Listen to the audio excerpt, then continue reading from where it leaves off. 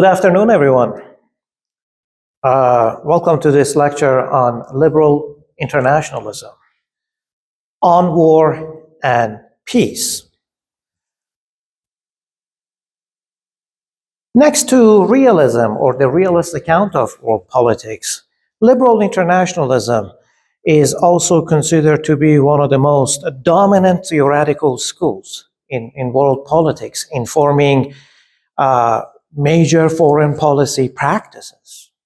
See? And with liberalism, here in the West, we take it for granted that liberalism can be equated with moralism, in that the liberal state is the moral state, and vice versa, that the moral state is the liberal state.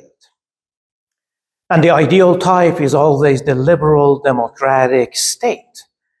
But today here I'm to tell you that the picture is far more complex, indeed controversial, when we speak about liberalism and we take it up in order to analyze it in relation to the twin categories of war and peace. But at the same time here, in liberalism, we have a theoretical approach that has given the most systematic attention to the puzzle of peace. Here, for the liberal, it's the idea that a more peaceful world can be materialized. And the liberals foresee a world that is peaceful in the sense that the peoples and the states are free, prosperous, and relatively unthreatened. So that's the kind of the image of the world that they're putting forth for us. And the key to the liberal discourse, I call it a discourse because with every discourse we have a mode of storytelling. And with each mode of storytelling, there is always a buzzword or certain key buzzwords that we can speak about. Here, one of the key buzzwords that the liberals or liberal internationalists take up in order to analyze the concept of peace is cooperation. Cooperation. Cooperation is understood as a rational, self-interested strategy enabled by states in a certain condition of a hierarchy and anarchy that I'll be soon speaking about. So a rational, self-interested strategy set in motion by the state when we speak about cooperation. So the liberals focus on the mutual interest or common interests of the state and argue that the mutual interests of the state can minimize their differences, which in turn can lead to sustained cooperation among them. And once sustained cooperation is forged, so goes the argument, then insecurities can be mitigated, and by implication, a universal peace at that point can be contemplated. So within not just international relations studies, but also foreign policy circles, liberalism or liberal internationalism has long been conceived as the solution for materializing a universal peace.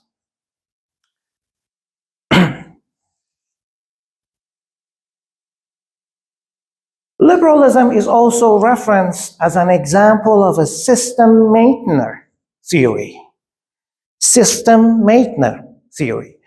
Why? Because it does strive to preserve the status quo of global politics, in particular by way of preserving the core values and fundamental or traditional assumptions that global politics advance about questions of war and peace. In particular, the liberals keep the traditional assumptions in international relations studies about the category of war. On paper, of course, they argue that peace is always preferable over war, and that nobody wins in war. But it's hardly a novel assumption, because that same assumption is also shared by the realists. For example, in one of his major works, Man, the State and War, Kenneth Waltz tells us that in war, there is never victory, but only various degrees of defeat. So the same assumption is shared by the liberal internationalists. And so in the context of how they take up certain core values and traditional assumptions of global politics, there is so much familiar rather than unfamiliar with liberal internationalism, in that they share many of the core assumptions that realists, or realism as a discourse on global politics, also promotes as its knowledge policy relations. See? And on the category of war, for the liberal internationalists, just like for the realists, it's the idea that war is a recurring feature of global politics. A recurring feature. And that argument is implicit in the work of some of their leading scholars, in particular Robert O. Cohen and Joseph Nye, when they're telling us right here in Power and Independence Revisited that international relations is always dominated by the constant danger of military conflict. So here, militarism and warfare is taken up, indeed privileged, as a recurring feature of world politics, but as a mode of common sense. You see, a mode of common sense. And when we speak about realism and liberalism in relation to their shared assumptions, it is also the view that, just like for realists, for liberal internationalists too, states are conceived to be as the building block of global politics.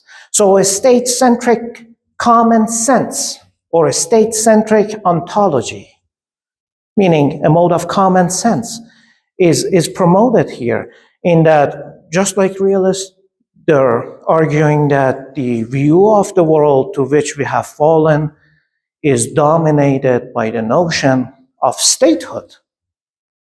And so states are understood to be as self-interested, egoistic actors within the liberal discourse.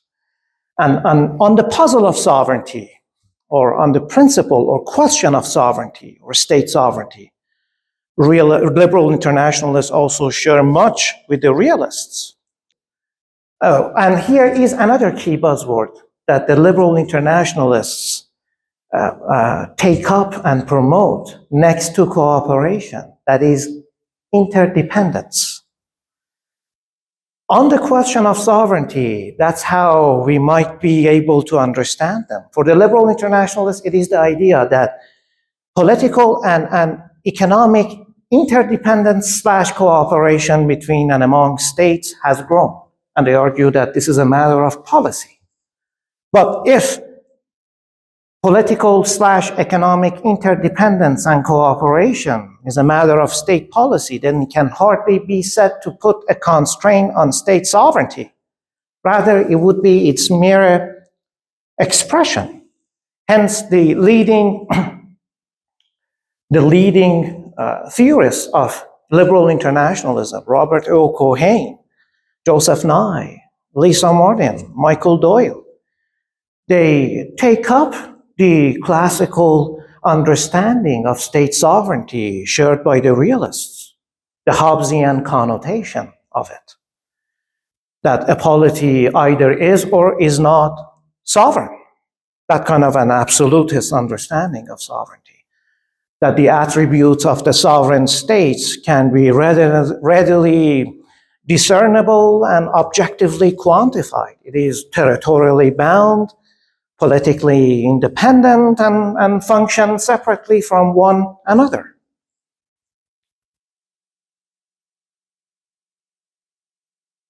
And just like realists, liberal internationalists also promote the view that international relations, global politics, is replete by a condition of anarchy.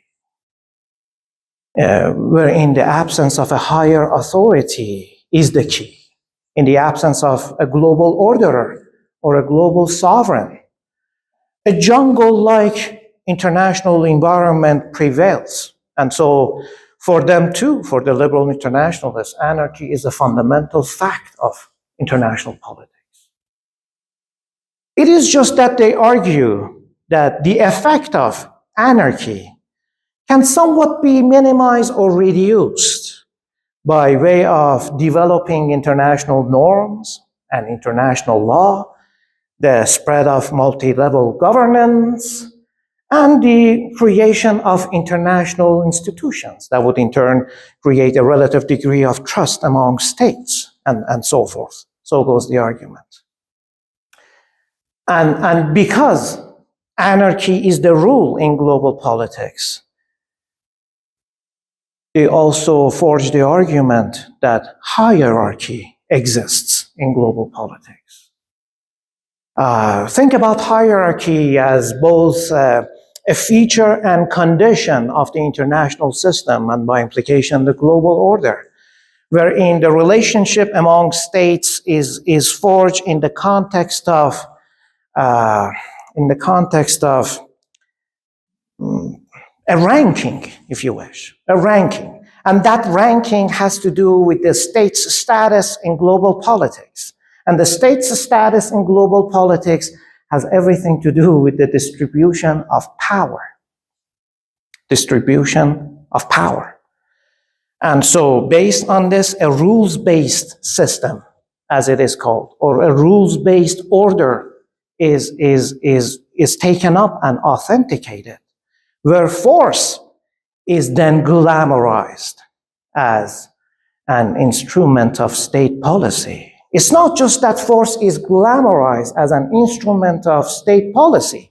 It is also the case that force is conceived to be as the primary instrument of state policy. In the same way, war is also taken up, authenticated, and glamorized as the central instrument of state policy. It is the go-to instrument or policy of the state that operate in a hierarchical system replete by a perpetual condition of anarchy. So in this sense, militarism and power is taken up, in particular military power. Why do I say this? Because Robert O. Cohen and Joseph Nye, military power, they wrote in Power and Independence Revisited, military power is the most important power resource in global politics. Just like that. Military power is the most important power resource in global politics. So if liberals or liberal internationalists are known to be placing a great deal of premium on the idea of economic interdependence and economic cooperation, when you put them on spot and ask which is more important, military or the economy, or military power or the economic power, the answer is the military power, that kind of a power that dominates and exploits. Hence, you see Cohen and Nye here. What is it that they're telling us? It must be always kept in mind that military power dominates economic power. Again, here we come back to the same point, that militarism is taken up and glamorized in this world order of things. In conjunction to force, liberal internationalists assume that democratic building will enable a kind of collective security system of like-minded states that will enable global security and ultimately global peace. So that's the kind of argument or logic that is put forth here. So the more democratically liberal the state becomes, the more they are disposed to peace. And we can say it the other way around. The more liberally democratic the state becomes, the more they're disposed to peace. That kind of an argument.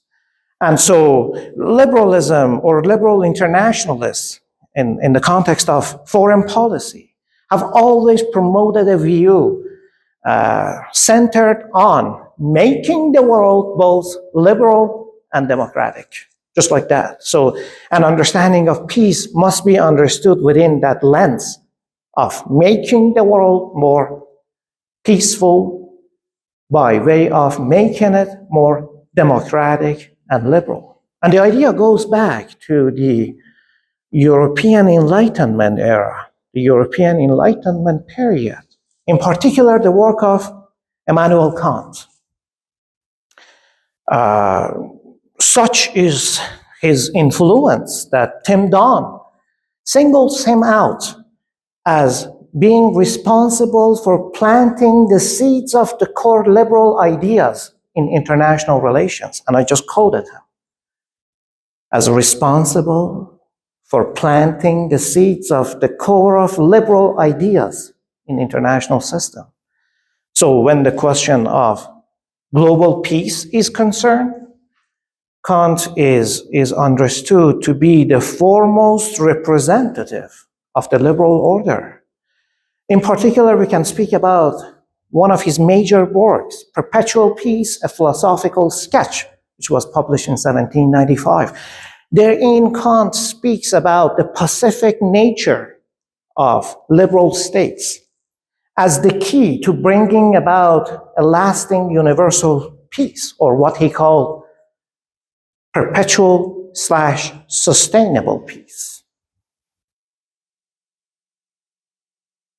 For Kant, achieving peace among nations is predicated upon a hierarchical system that requires distinguishing between those states that are capable of coexisting peacefully with one another and compelling others to do the same, against those states that fundamentally lack the quality of existing peacefully with others, and so requiring external assistance in this regard. The latter, according to Kant, are examples of what he calls savages, uncivilized. He placed them under the broad umbrella of what he calls unjust enemies. That's the key word he uses, unjust enemies. Unjust enemies are the non-liberal states that happen to live in a perpetual Hobbesian-like state of nature. So they are by default antithetical to peace, his argument is. And because they are by default antithetical to peace, being locked in a state of nature, a condition of war of everyone against everyone else, that Hobbesian-like situation, then their mere existence renders coercive measures and war against them valid. And hence why Kant wrote, for an unjust enemy is a concern to all nations whose freedom is threatened by it. And they are then called upon to unite to deprive the state of its power. For Kant, states are like moral beings, the same way that human beings have worth and dignity and need to be respected by their fellows. The states also require to be respected by their fellows. So the Hobbesian notion of non-intervention, that is to say the fact that states must not meddle in the internal affairs of other states, is taken up and authenticated here. So there is an association between the state as moral beings and human beings as moral beings. But Kant's construction of unjust enemy, and by implication, unjust states and people, given the association he forges between peoples and states and vice versa, takes on a racist dimension, as elaborated in his Physical Geography. Therein he wrote, "Humanity is at its greatest perfection in the race of the whites. The yellow Indians have some meager talent. The Negroes are far below them," and he goes on and on. It's really bizarre. It's a racial hierarchy. So one can say for Kant, the moral worth of the non-white peoples is as low as the state they inhabit, and vice versa. In dividing the world around racial lines, Kant fragments it by endorsing conflict and war, even as he strives to bind it together, ironically, on the basis of a perpetual peace. In the 20th century, and we get to policy practices now, foreign policy practices, in order to understand how the liberals have put these ideas into motion, practically. In the 20th century, Kant's ideas would be re-examined and buttressed by empirical evidence. First time they came to fore was in the second decade of the Cold War, in the 1960s. In particular, 1964 is the key day, when the American sociologist Dean Baps published an article, a fairly short one, entitled "Elective Governments, a Force to Peace."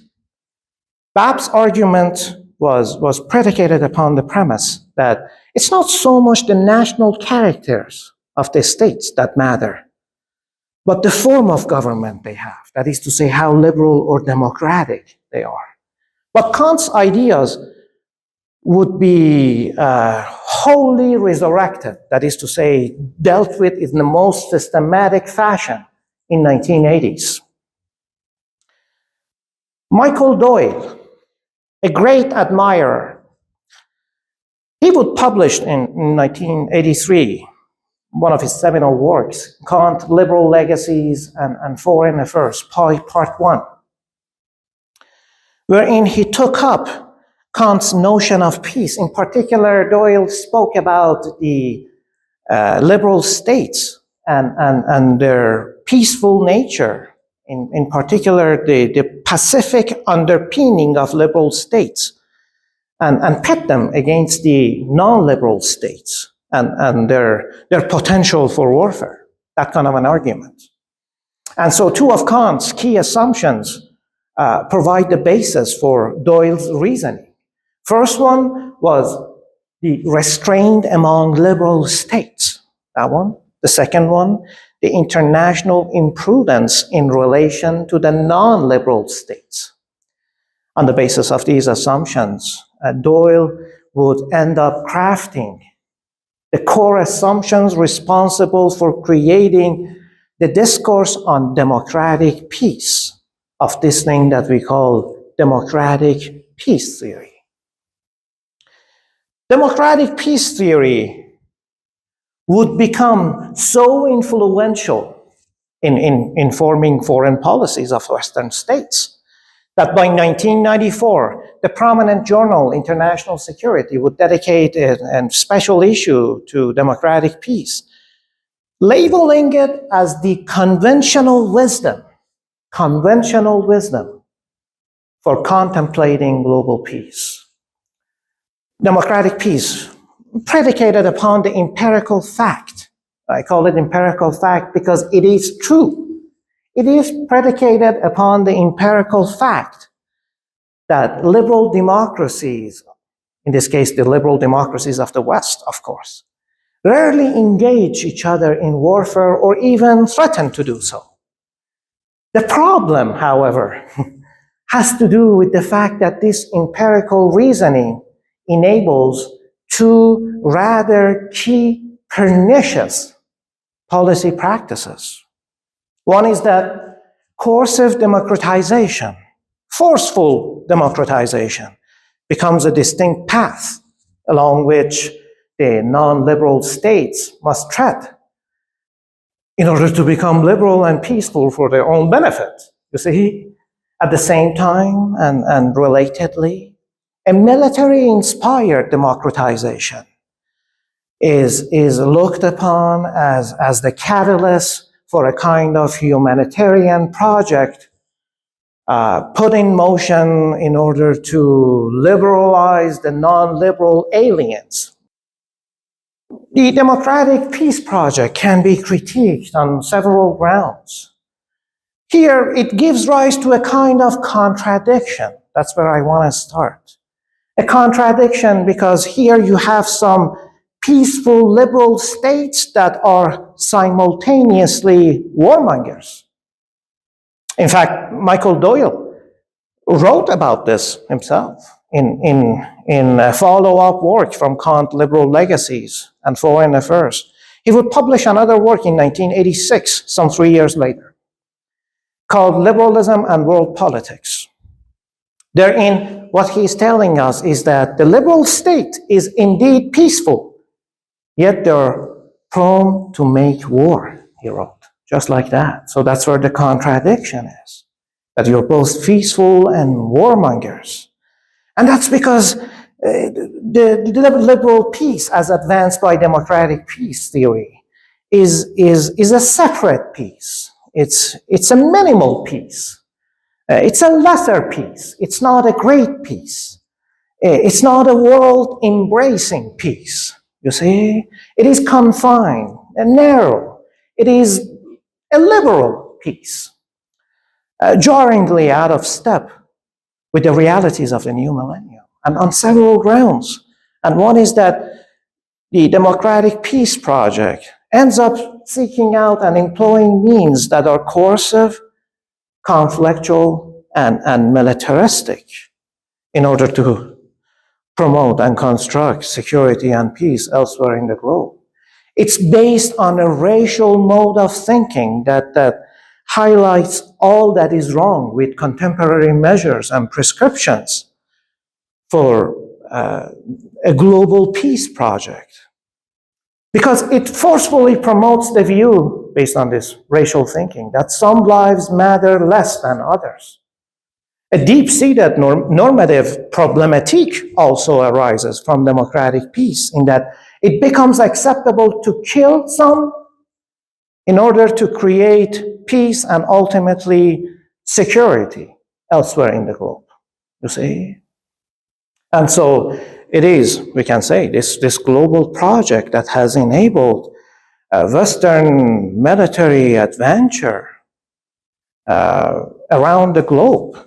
Perhaps the 2001 invasion of Afghanistan and the 2003 invasion of Iraq are the best practical manifestation of democratic peace. But what they have brought about in terms of consequences, we can say, by way of looking at, for example, Afghanistan, the results have been mixed, controversial, indeed disastrous. So we are now at a juncture in history when we're now contemplating that materializing peace by way of force and coercion, war, does not simply happen. We're beginning to acknowledge that. And so we're beginning to also notice that perhaps the most practical, the most effective, the less costlier, but surer approach to achieving peace elsewhere in the globe beyond the Western world is by way of acknowledging the voices of those people, those oppositional movements that are longing for freedom, social justice, civic rights, and above all, homegrown democracies. Perhaps one of the first global leaders who acknowledged this point was Barack Obama, who during his speech, Nobel Peace Prize speech in 2009 spoke to this point, that here in the Western world, if you want peace to be established elsewhere, we need to acknowledge the voices of the opposition. Why is that? Because we're beginning to notice, and it is an empirical fact, that democracy materializes in the context of social movement activism. So social activism, and by implication social movements, are forces for progress toward democracy.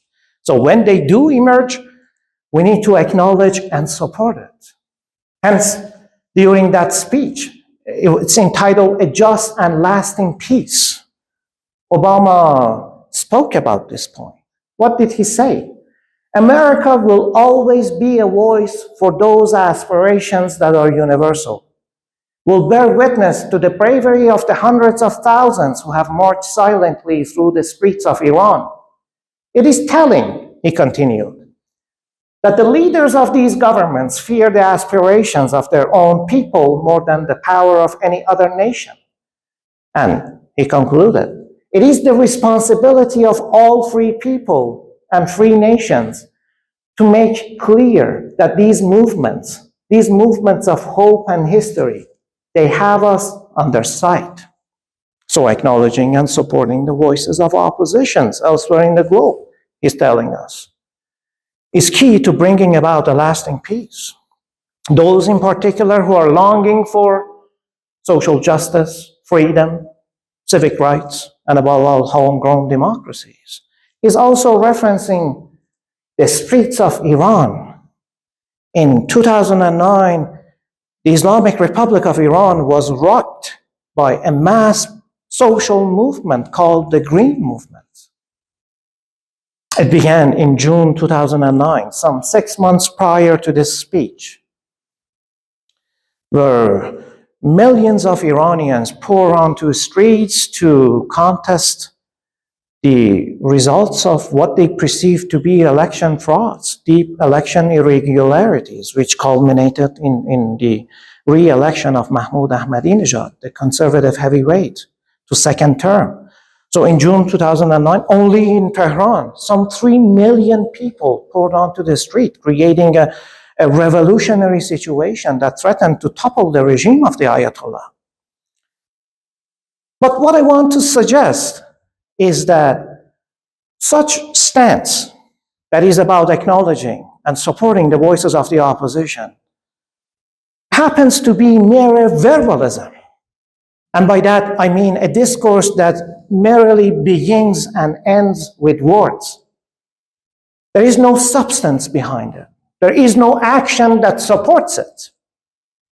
Call it a hypocrisy. Why do I say this? Because 6 months earlier, in June 2009, and this became one of the signature refrains of the Green Movement. People in June, the Iranian people, shouted, Obama, Obama, ya ba una, ya ba ma. The literal translation is, Obama, you're either with us or with the Islamic Republic. People were shouting, demanding that the United States takes an official position regarding their plight. On June 23rd, Obama would hold a press conference in the White House. What did he say? He responded to the Green activists' demands for him to take a stance. He said, and I'm quoting him, I want to make it clear that the United States respects the sovereignty of the Islamic Republic of Iran and is not interfering in Iran's domestic affairs. Just like that. And that gave the Ayatollahs the green light to brutally crack down on the demonstrators. That very stance, but we have him 6 months earlier talking about the Western world, in particular the Americans, bearing a responsibility to stay on the right side of history. Hence my point that such rhetoric are all verbalism, a mere discourse, or a discourse that begins and ends with words.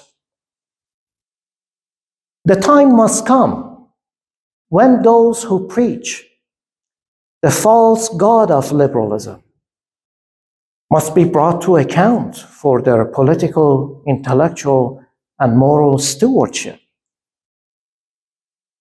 How tragic is the record of this doctrine, and how cataclysmic its knowledge legacy. The contribution of its theorists to the cause of global peace is the normalization of a perpetual arms race baptized as a means of human salvation. Their incense, the anguish of war-torn nations. Their incantations, a timeless message of war accompanied by worn-out, insidious axioms. Their sacrifice, the endless desolation of mothers and fathers whose offspring never returned from the battlefield. They venerate the nation and deify the state, and in so doing, exalt both above humanity. Very disenchanted and agonized, a harassed humanity looks on as the liberal institutions plunge the world deeper into a state of anxiety.